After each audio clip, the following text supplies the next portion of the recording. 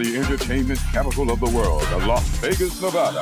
It's midnight in the Marshaverse, starring Marsha Warfield and her two sons, Stephen Roberts and Skillz Hudson, as the problem child. Oh, hi. Welcome to Midnight in the Marshaverse. You caught me checking my notes to make sure I have everything uh all ready and right. This has been a very stressful period between um Tuesday night and Tuesday night. We usually tape the show or record the show because I'm old, so I say tape. I know you don't tape. I also say play records. So just pretend like you understand. Anyway, we recorded last week's show on election night, and that was a big downer, and everybody's been depressed ever since. But that shit is over. It's time to accept our fate. Let's move on and go win this thing. So, welcome to Midnight in the Marshaverse.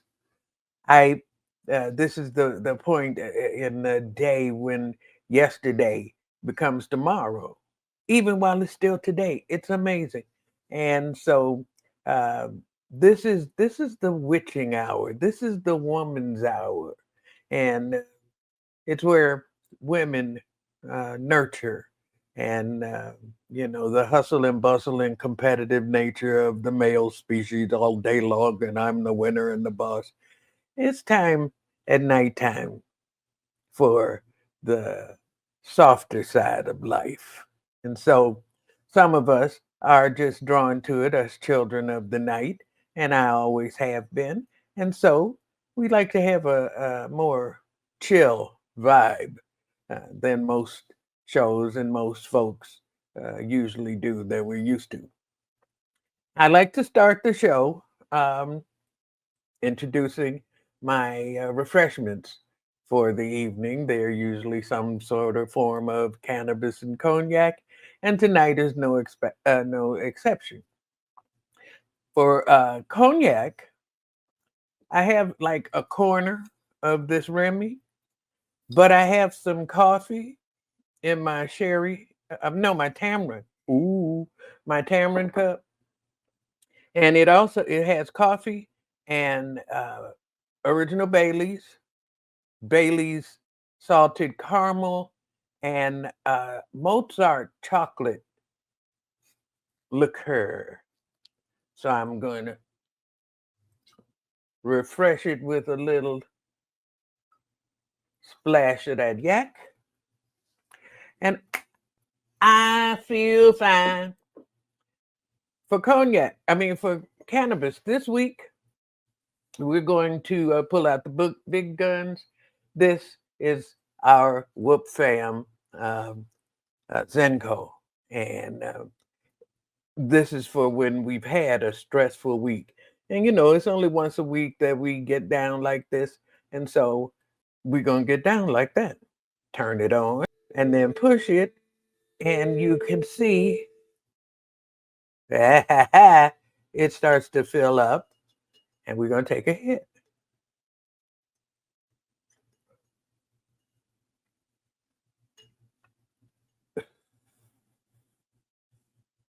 And that should set me off nice for the rest of the show. Of course, in our comediosophy segment where I explain the relationship between reality and comedy, and we comediosify a subject. Of course, we're going to start with our current situation where we have been we've been co-opted by uh, Donald Trump. Sometimes you just have to take a moment and go, "What the fuck?" And then you calm down and ask that question more quietly. I think to start, I founded the Church of Jesus because I realized that my values are diametrically opposed to the values I was indoctrinated with. That hypermasculine male, might makes right, uh, kind of marine mindset that America has, where women are second-rate citizens, where black people are second-rate citizens, where gay people are second-rate citizens. I'm all three. I don't buy that. And I think that uh, when you stay in that mode, everything you've been taught is a lie, you know? And I think that sometimes um, what we call religion, what we call philosophy, all those things are masculine attempts to control feminine nature. Nature is feminine, nature is life, nature gives life, women give life. When you don't, you want to have some control, you try to impose rules on nature, but and nature don't play that. She just lays back in the cut and let you figure out what you're gonna do, and then does whatever she gonna do. And if you don't believe that, ask a dinosaur. They probably thought they ran shit too. But in America, for some reason, in the United States, I've noticed that um, for one thing, black people that have always existed almost in the shadows, in broad daylight, but in the shadows. We're supposed to be, you walk on the sidewalk, we're supposed to walk in the curb. I mean, and so everything we've done, all of the innovations we've made, have been done on by people making a way out of no way. And every 20, 30 years or so, it seems like throughout American history, this country loses its mind. It just goes fucking crazy, and it gets all offbeat, and people start running around like the hair's on fire, and everybody gets on the 1 and 3 and gets off the 2 and 4. And then when they get tired of that frenzied kind of thing, they look for black people to come save them.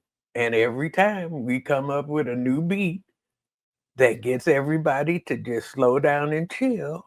And then we can all get along for a period of time until the cycle starts again, and the whole world becomes a uh, uh, what do you call it? One of them horror rock songs, zombie shit.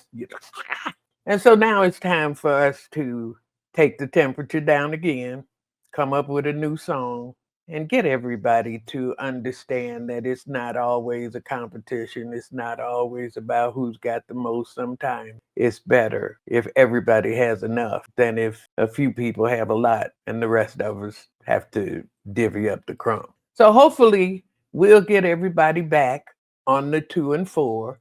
I do my part every one of these shows that we do, episodes. We also have a playlist of some of my favorites from my 70 years of R&B, funk, jazz, whatever, whatever. And I put them into one hodgepodge playlist, and put it and have it accompany the show, so that if you wanted to, you could watch this show with the sound, with the audio, but still have this funk soundtrack soundtrack like a movie in the background down low, or listen to it anytime you feel like it. We have to take uh, the rhetoric down. We have to understand that we are by nature curious and friendly and vagabonds. We love to travel. We love to meet new people. Left to our own devices, I think we cooperate a lot more. But people who want a bigger piece, they kind of try to write a different narrative.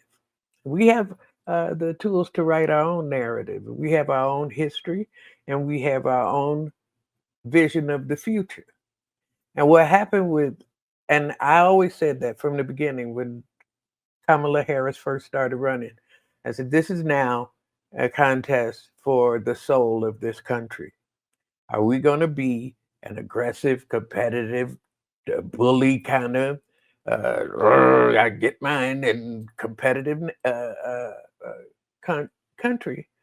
Or are we going to be a more feminine, uh, uh, cooperative, diplomatic, kind of respect for other people country?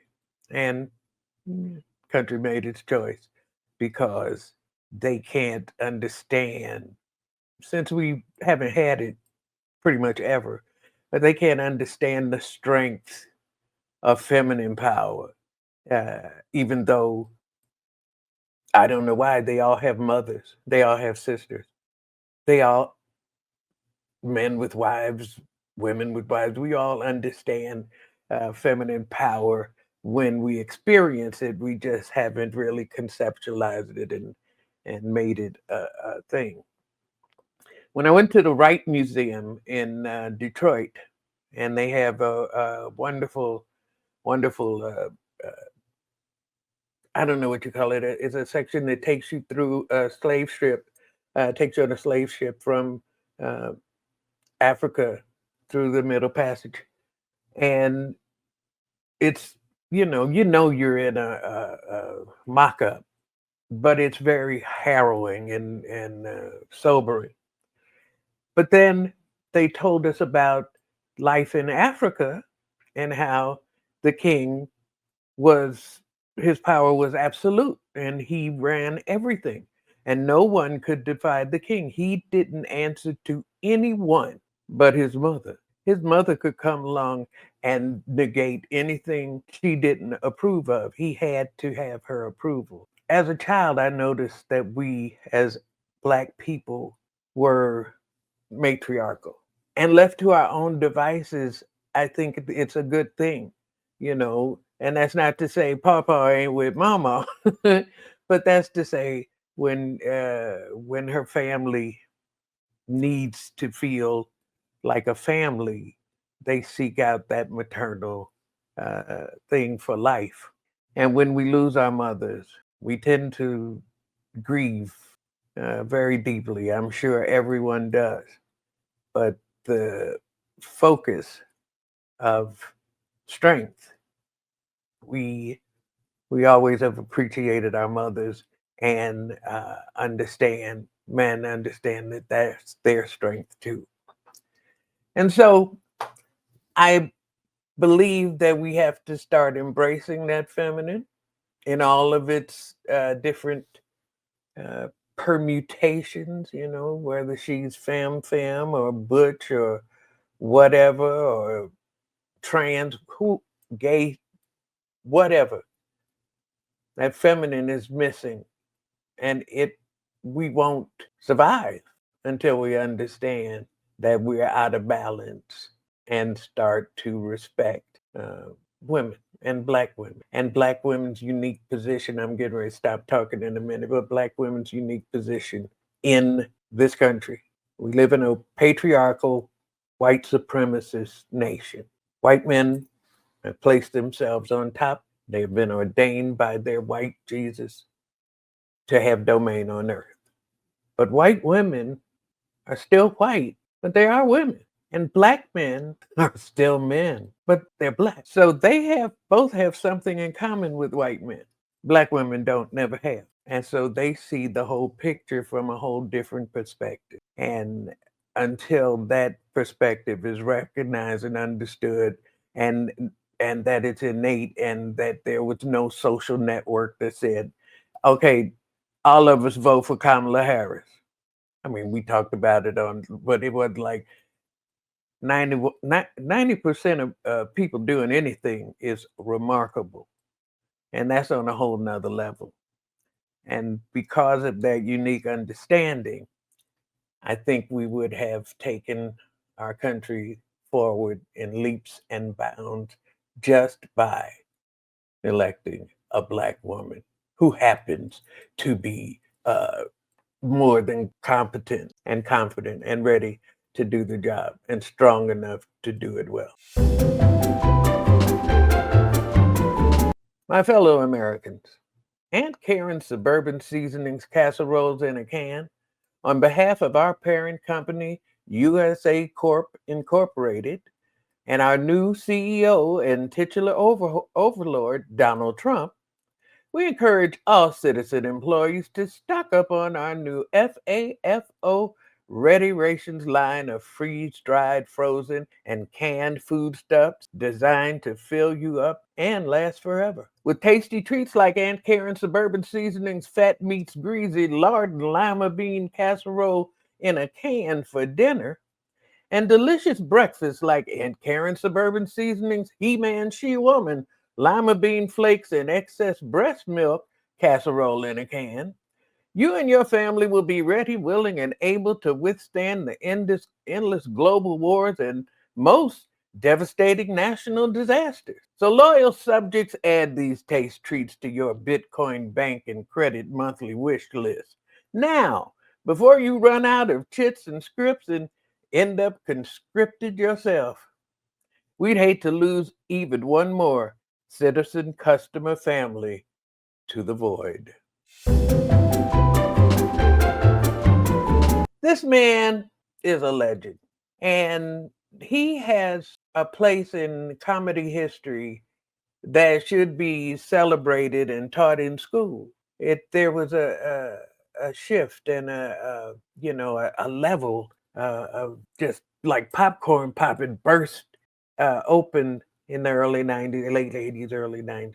This man was very much involved in all of that. So, won't you help me welcome Michael Williams?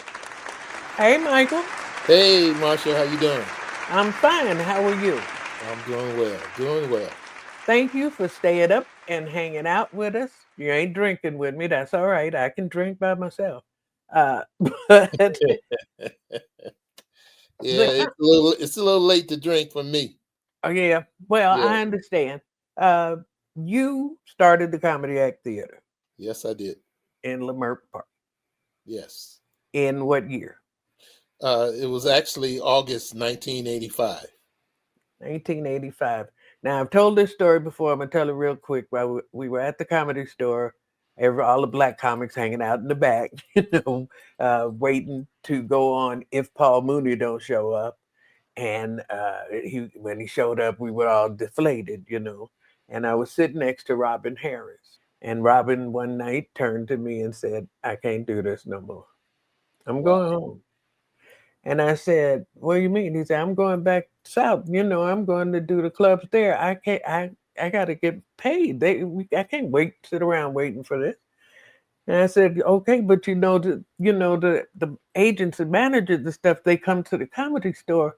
You have a better, he said, I don't care. And then not long after that, enter Michael Williams and the Comedy Act Theater. How did you get started? Well, I actually got started out of the, shall I say, the need to want to laugh, to want to lift my spirits, because during that time, my career just wasn't really, going according to my plans.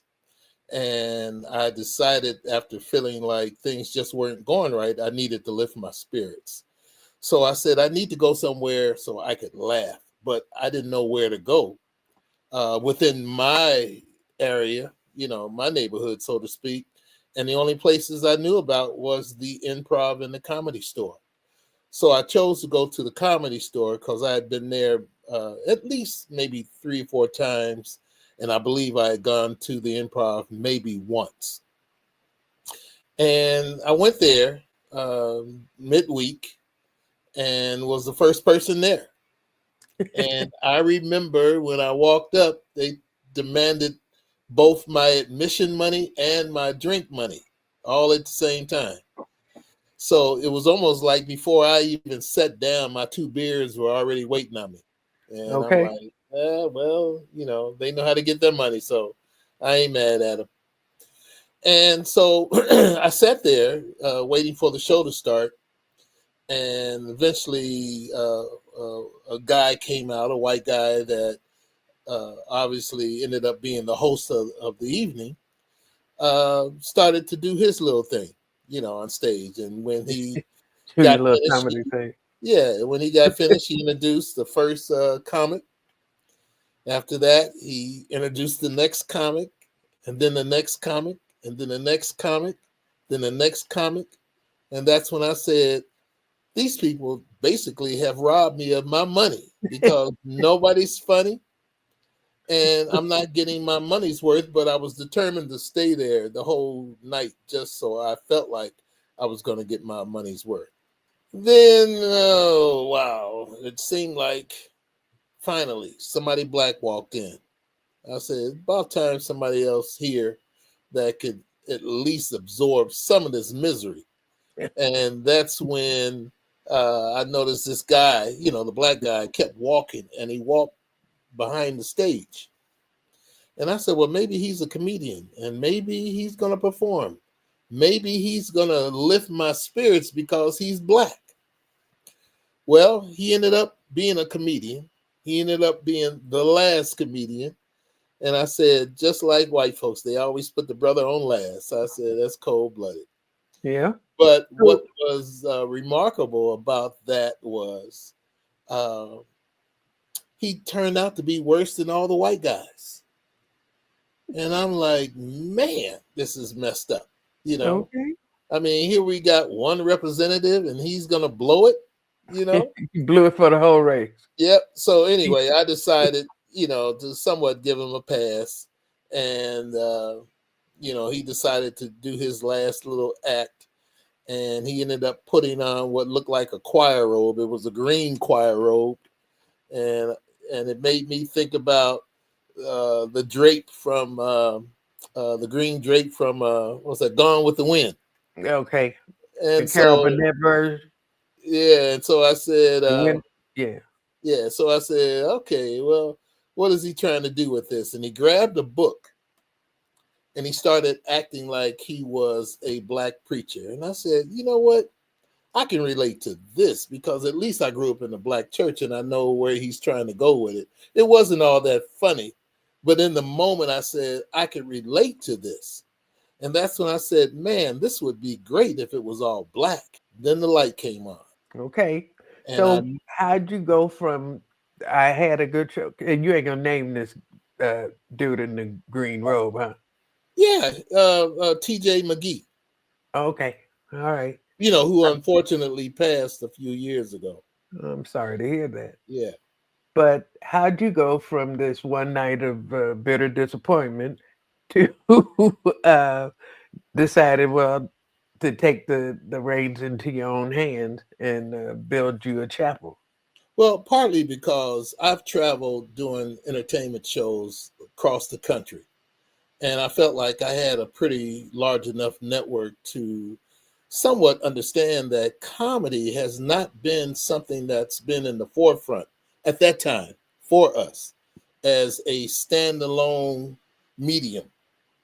Yes, there were comedians around that I would see from time to time because they either filled in for, a light going out on stage, or they were the opening act, or they were just in there to just, kind of like waste time, or not waste time, but, fill in that empty space until the actual show, started. Right. And so they always, in my opinion, considered like second-class citizens. And I didn't think too much of it until I realized that in that moment at that show that night, that nobody really had ever really come to me and said, Michael, you got to go see all these comedians, or Michael, let's go to a comedy show. And I ended up, when I realized that was something that I was going to make happen, I called family and friends across the country and asked them, how often do they go to comedy clubs? How many comedians do you know? Which black comedians do you know? And for the most part, they were all about the same. Richard Pryor, Flip Wilson, Whoopi Goldberg, Eddie Murphy, Bill Cosby, Dick Gregory, and Red Fox. That was typically all they knew about, because these are the people that we all back then, for the most part, saw on TV. At least. So how did you go from that to I'm gonna get me a club? I'm gonna get I'm gonna put on a show in my barn. How did you get to that? Well, what made me realize I had to do something was the fact that night I went to lift my spirits. And that night, I recognized that if I needed to have my spirits lifted, I'm no different from any other Black person, more than likely in this country, that probably from time to time needs that same lift. And that's why I said I started calling around, asking people, how often do they go to comedy clubs and who do they know? And damn near 99.9% of the times they all said, we don't go to comedy clubs. We don't So know. how'd you find a talent pool? How'd you find what made you seek out a particular location? You know, Oh, well, I knew what my strengths were. My strength was in my own neighborhood. My strength was in my network of people. And, once I located a facility, then I started to look for, how I was going to market to everybody to let them know I was about to do something nobody else was really doing. And then I started looking for the talent. so And enter Robin, right?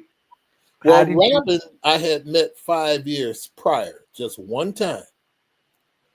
And I had never forgot about him. For some odd reason, it was something about him that touched me.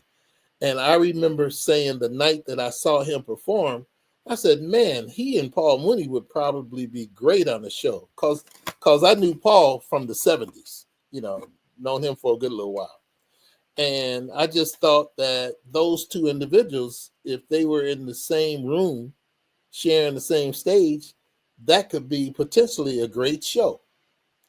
Well, once I established a place and found comedians, I needed a host.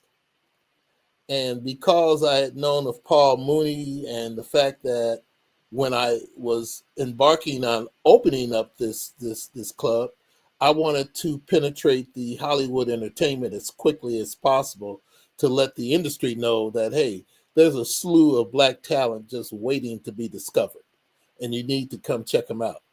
So Paul, I felt, had that connection. That's why I Mhm. wanted him to be my host. And when I asked him, would he be my host of this new Black comedy spot that I was going to be doing, he just simply said, I don't want to do no nigga shit, and hung up on me. And that's when Robin Harris entered the room. Okay, so Robin, we know, became almost synonymous with Yes, the comedy act theater. yes, It was his room. He was king of that yes, whole revolution. It was and it was a revolution. I've also told this story that at that time, all of the seeds that had been planted before started to come to fruition. The earlier comedians and the actors who had demanded representation behind the camera and entry into the unions. Uh, Now those people were starting to work. They were working in entry level, starting in the mailroom and stuff, but you started to have more Black people in the Hollywood machine right, from all aspects, from wardrobe to cameras, everything. And so now, and then those cable networks started making their like the WB and stuff, and they all needed content. And then the Apollo and all those shows, that those talent pools started to pay off. So now Black writers are writing shows that are getting they can get in where they used to not be able to because right, you got all these networks that need content, and it just was a thing. And in Love and Color, and those shows took off and ignited an explosion of right, Black talent. And we've gone from where I grew up, and I'm sure you grew up, and never saw Black people on TV, to right, where children now can grow up and never have to watch TV that's not all Black right, their entire life. They right, don't ever have to do mainstream if right. they don't want to. What is the impact of your input into the comedy book? Well, if I'm to pat myself on the back, I would just simply say I gave the opportunity um, to now a few generations deep the ability to realize that they have the abilities to do what they feel that they are talented enough to do. I mean, there was a time, as you know, that uh, the black talent pool in comedy was very, very small. Then all of a sudden, it's like, where are they coming from? And that was because they had a place where they could express themselves without being handcuffed. They were never told, hey, you're too black, or tone it down, or we're not trying to usher in your kind of people to be in our establishment, because we kind of have our own crowd. And so I just felt like I gave voice to the voiceless. I want to bring my two sons out. I know they have a question or so. If you'll stay with us Oh, yes. for that, um, but before we do that, give me some names. Give me some names that you've nurtured at the Comedy Act. Okay, well, I would say Chris Tucker, Mike Epps, Bruce some more, D.L. Hughley, Jamie Foxx, Joe and Guy Torrey, Myra J., D.C. Curry. That's a pretty impressive list. You ain't got to go Yeah, no further. yeah. You ain't got to dig no deeper. And that's a combination of both my Atlanta club and my LA club. I'm also working on a book about the history of the Comedy Act Theater, Okay. which basically gives that whole story about how this explosion of this genre of talent came to be, and the lives that were changed, and that's whether or not they became big, or decided not to even stay in the game at all. Unfortunately, to this day, there has been a total of 43 people that have walked across my stage that have already passed on. And it's like, who would have even imagined that one day it would have been that many people, And here we are, 1985, going on, well, it's been more than 39 years. Yeah. That this whole train took off. And as of right now, it's not going to stop. And so I just wanted to say that a book will be coming out to celebrate the 40th anniversary of the opening of the Comedy Act Theater. We're gonna look for that, and when it does, I hope you'll come back, and we'll talk about it and get into it. And oh, definitely. Okay, but right now, I want to introduce my oldest son. He's so precocious, looks just like me. He is a very funny man. I met with Rain Pryor, and he produces my one-woman show, The Book of Marsha, and does stand-up with no clothes on. Looks just like me. Please say hello to my oldest son, Stephen Roberts. Hi, Michael. Hey, how you doing, Stephen? I'm great. How are you today? Wow, you do look like your mother. You know what? It's the glasses. It is, I think he looks like his dad when he's getting on my nerves. Anyway, this is the first time you've met Michael? This is. Yes. And what an honor. Oh, Thank you. Would you, being who you are, work in a club that was all black?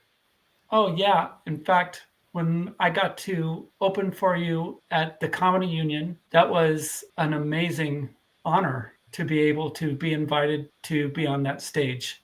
And it's an absolutely. If they would have me. You held your own, and we've had this, back and forth, black comics organ, white clubs, white comics organ, black clubs, and I found that the ones who do best, who are just people who do themselves. They're just themselves. If you're a nerdy guy, they'd be a nerdy guy. If they're streetwise white guy, they're a hippie, whatever. It's the ones who think they have to adapt a persona or whatever. Those are the ones who usually fail because it comes off minstrelsy. It's like, what are you doing? Pandering. Do you have a question? Yeah, I have lots of questions actually, but I think I have two big questions. The first big question is, who did you know when they hit your stage for the first time? Who did you know they were going to be big time? That's a very good question. Martin Lawrence, I would say, is definitely one. Robin Harris definitely was the another one. What did Martin do on his very first time on your stage? Got a standing ovation, and he had come the night before, and actually he tapped me on my shoulder and said, "Hey, I'm from DC, and I hear this is the place.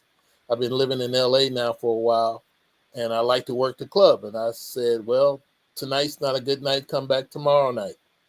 And he came back tomorrow night, tapped me on my shoulder, and said, "I'm here." And I looked at my watch and I said, "Well, you're next." And he went right on stage and got a thunderous standing ovation. Wow. And when he came off, I put my arm around him and said, "Welcome to the family." Okay, Wow. you're gonna go far, kid. Yeah, Mm. and that's one of the things that I will say was a plus for the club, was that I never needed to audition anybody. If you Yeah. said I want to do comedy, well then get your ass on stage, you know, because for me it's not about you sinking or swimming. It's about repetition. It's about doing it again and again and again. Because how else are you going to get better? You got to get on stage. And my thing was, get your ass on stage. You know, you're either gonna learn how to do it or you're gonna quit. Yeah. And I'll say, you know, some of the other folks, like I never thought DL would have gotten as big as he got. I remember Monique and Samore and Bruce and DC Curry and Chris Tucker in their early days. And, you know, they were just okay, but they were also being schooled by those that were, those that were coming from LA to Atlanta to kind of like show them what was going on in Hollywood, so to speak. And that was the likes of, you know, Joe Torre, Jamie Foxx, Ricky Harris, Chris Charles, and a few others. You know, they were kind of like my heavy hitters. That's But I great. can tell you a real quick story that was really interesting. April of 1990, I opened in March of 1990 in Atlanta, but I booked my first $1,000 show comic, and that happened to be Chris Rock. And Okay. because I was doing so well on the weekends, Friday and Saturday, with no name talent, I decided to book him Tuesday to Thursday, doing 2 shows a night, because I felt like that weekend money was my money. That wasn't his money. So we did 2 shows a night. And after the first show on the first night, he said, "Hey, man, these 2 guys are taking all the energy before I can get to the stage.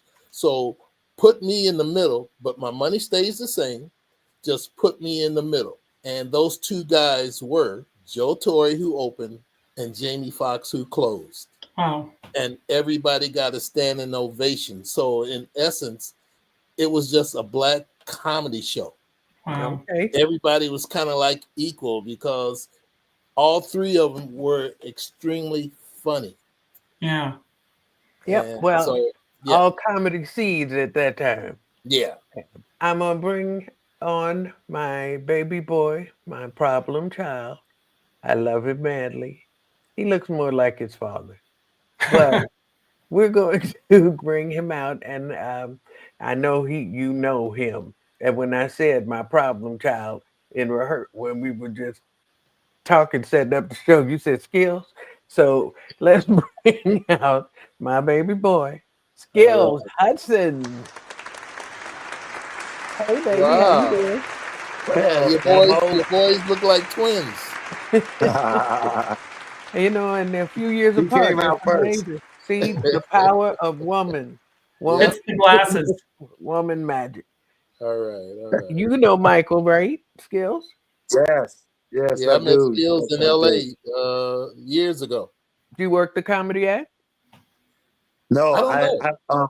I came in early 2000s, and I So, was at the time I was co-hosting for Roberts and Skillz D Militant. He was the one that introduced me to Michael, and I remember first time when I first met him after the show, he talked to me for like 3 to 4 hours in this, and it's what was that Capri Classic, Capri that big body. He's sitting up in there, and I was just, man, just soaking it all in, and just, it already preceded him. I had already knew about him, but just the information he was giving me and the stuff and what he was saying about like repetition. Um, Study kept getting up because back then I was real wordy. I was writing down everything, and he was like, what I'm saying, get up there, be more comfortable being yourself. What I'm saying, speaking your truth. What I'm saying, instead of trying to just write jokes. What I'm saying, your jokes is what you feeling comfortable talking about your life.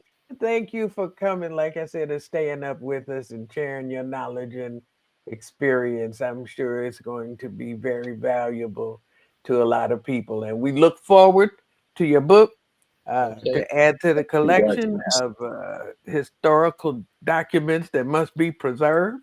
Okay. And welcome you back anytime. Thank you. All right. Love And to if come I back. don't see you before, have a wonderful, wonderful holiday season for you and all of yours. All right. And it's nice meeting you, Stephen, and Skillz. Good to see you again. And that was All a right. crown. That was a Crown Victoria. Crown Victoria, yes. Okay, you could have slept in that one. Yeah. Okay, you guys. All right, take care. All right. Good night. Take care. All right. Good night. Well, wasn't that informative and engaging?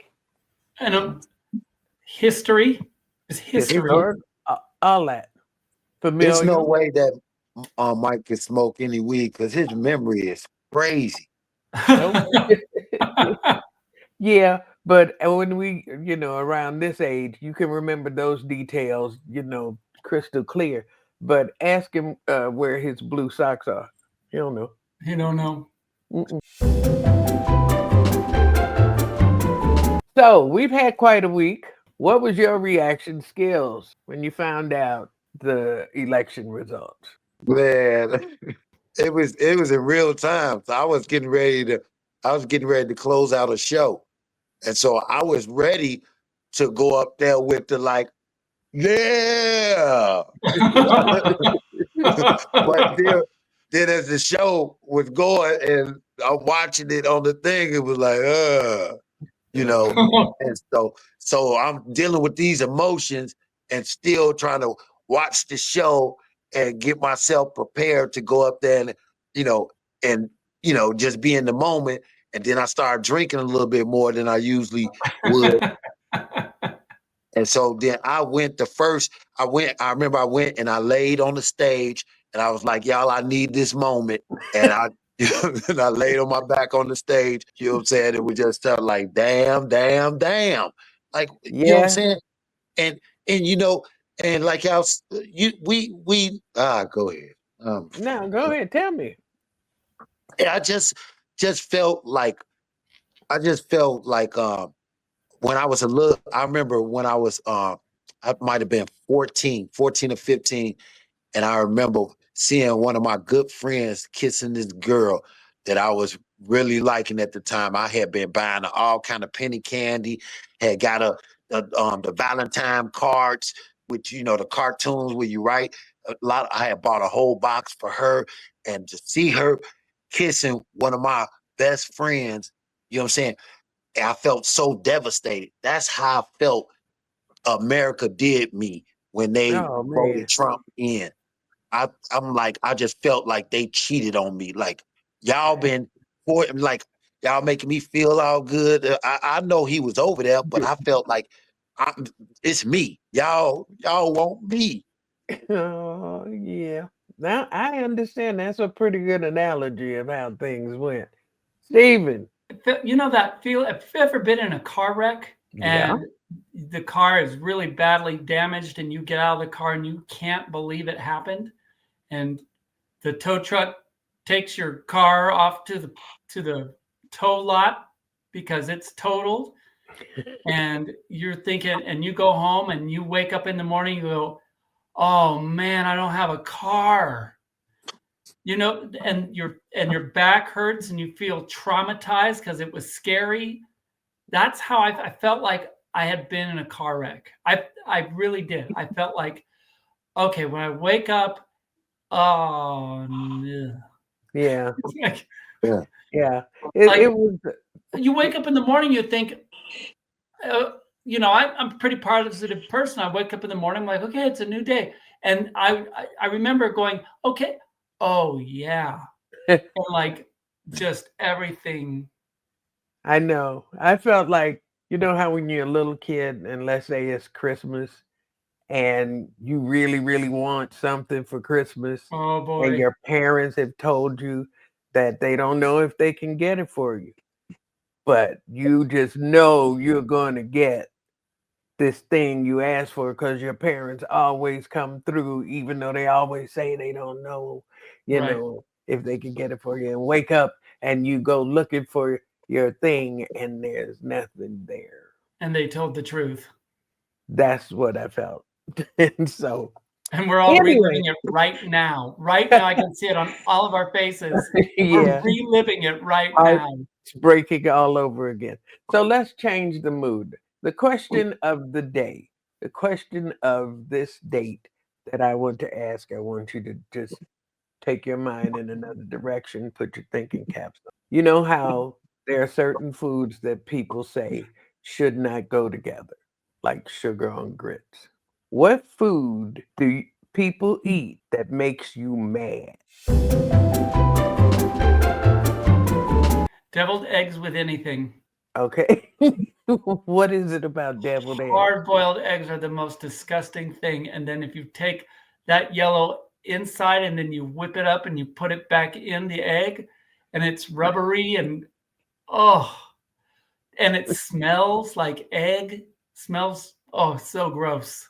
And I'll eat cooked eggs that are hot, but I will not eat a a, a Jello flavored egg or an egg flavored Jello, which is basically what it is. I thought I liked eggs and deviled eggs until you described them, and now I never want to see one again You're in my life. welcome. You are Thank welcome. you. Thank you for that. Now they've become, like old chitlins. I saw the question you had sent to us that was going to be the question. I'm like, well, I don't even have to think about that one. I know what that one is already. Blech.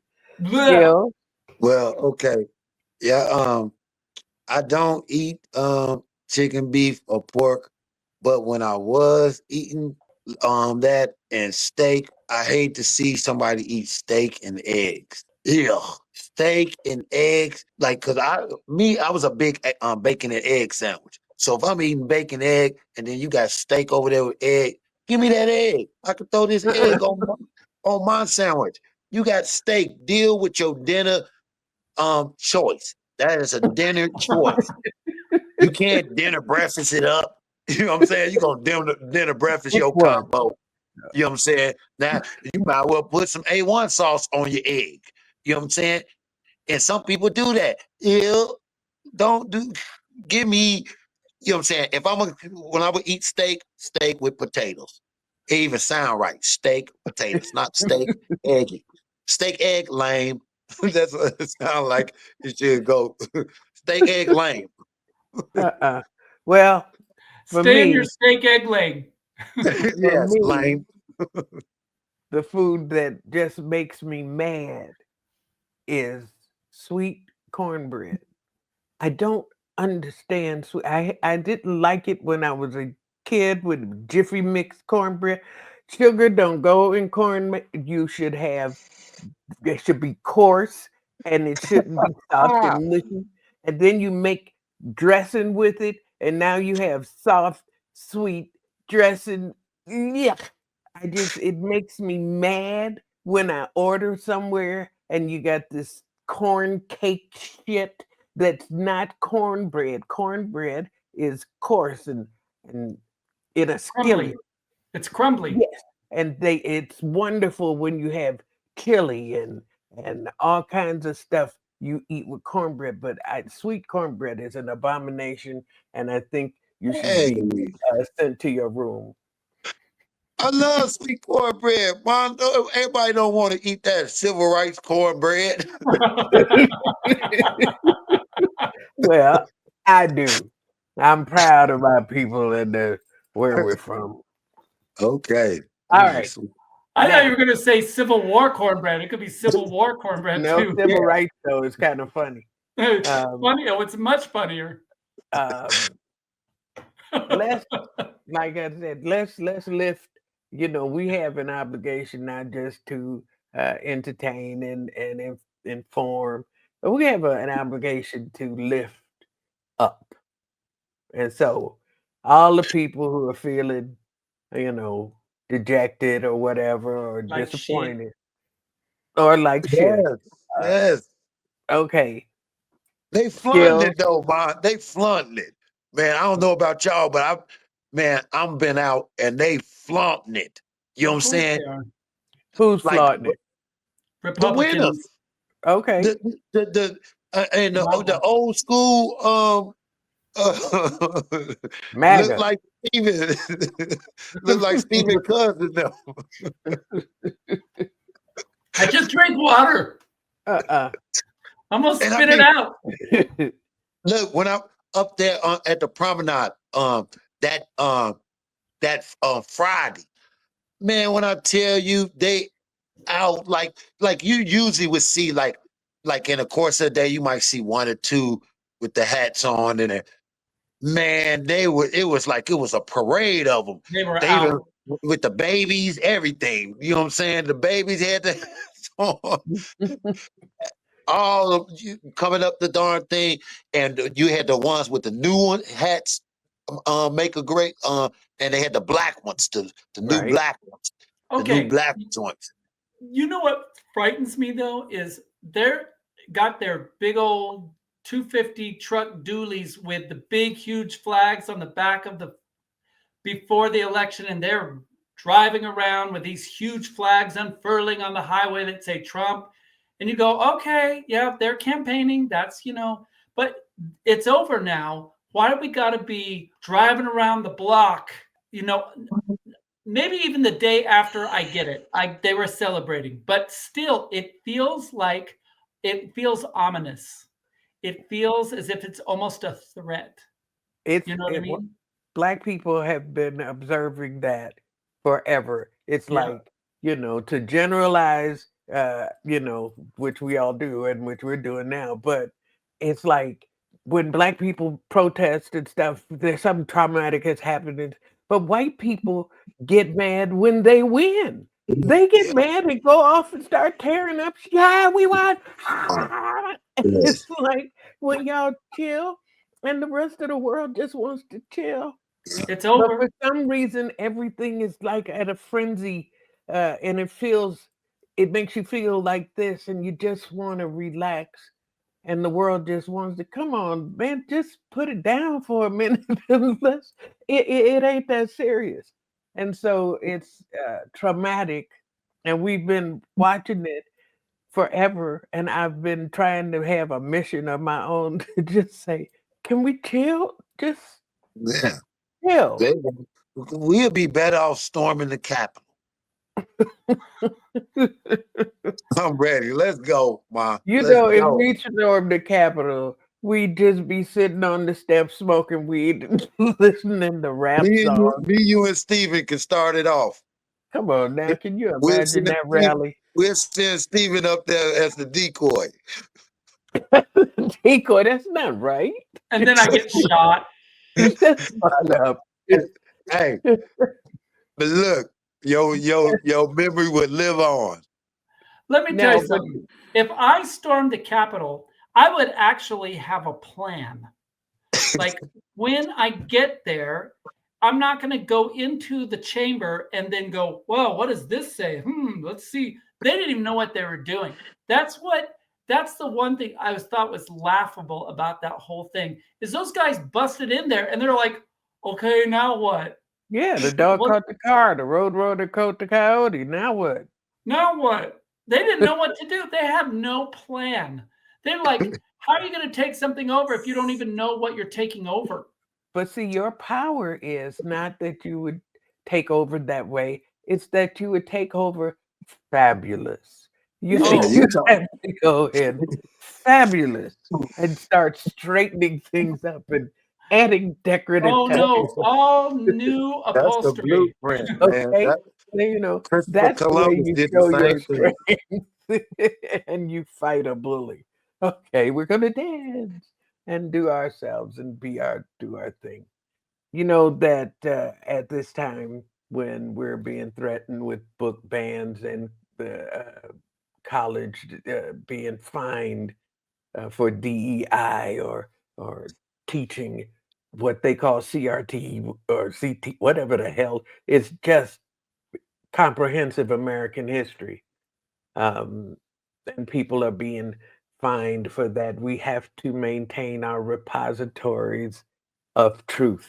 And you know that I've been involved with the Jim Crow Museum and their expansion, and they're still looking to expand to add all of the artifacts that they've curated so far.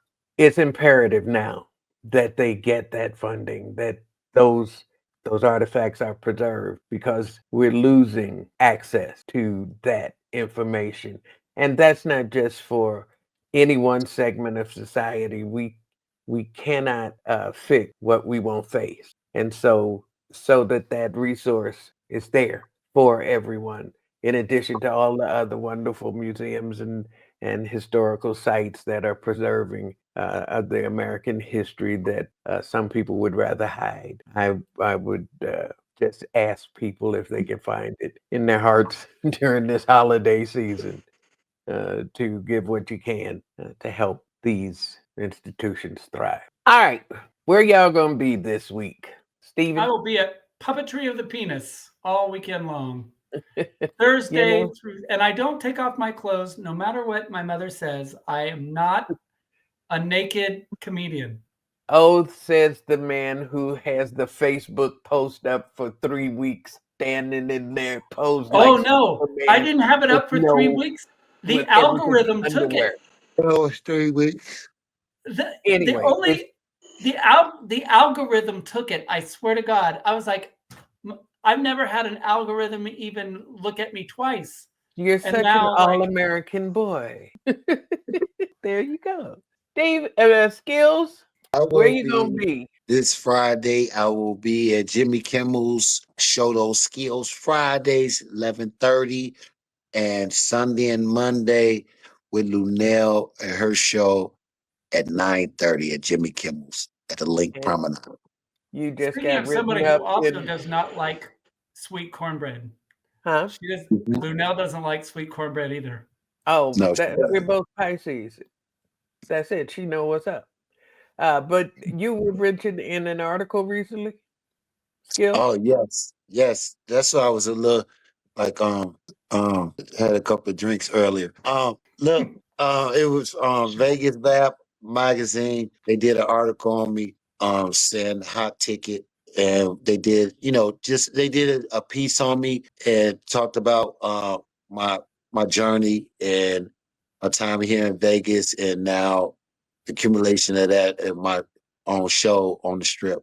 All right. Well, congratulations. Thank you, And Mom. I Thank you, bro. am going to be with George Wallace this weekend, the 15th, 16th, and 17th at Tommy T's in Pleasanton, California. Ian. And then at the end of the month, I'm going to be doing Joe Claire's, uh, Oh, crazy. what is it in Bowie? Banging and Bowie. Banging in Bowie. That's it. Is it Bowie or Banging. Bowie? I'm I gonna think be I, there. I'm I think gonna it's be. Bowie. I I'm think gonna it's be Bowie. Banging and banging Bowie. in Bowie and banging in Bowie. Okay, Yeah. Banging so and Bowie. look for me there. And the shows coming up here on Midnight in the Marshaverse, we got some really good guests coming up. Really good. And so stay with us if you like us, like, comment. I hate this Yeah. kind of selling this show. I hope you watch it just because you like it. And, uh, Tell but your mama about it. but you do if you could help us out, just like, comment, share, tell somebody, and you know, come back again. Ah, And if you have any suggestions, any questions you'd like to ask, or like for us to play around with, like how much does the sun weigh? I don't know. But if you have any of those, drop them in the line. Let us know, subscribe. And otherwise, once you do that, your commitment to us is done. You can go forth and have fun with your life until it's time to come back again and watch another Midnight in the Marshaverse. Y'all take it easy. We'll see you next time. Bye.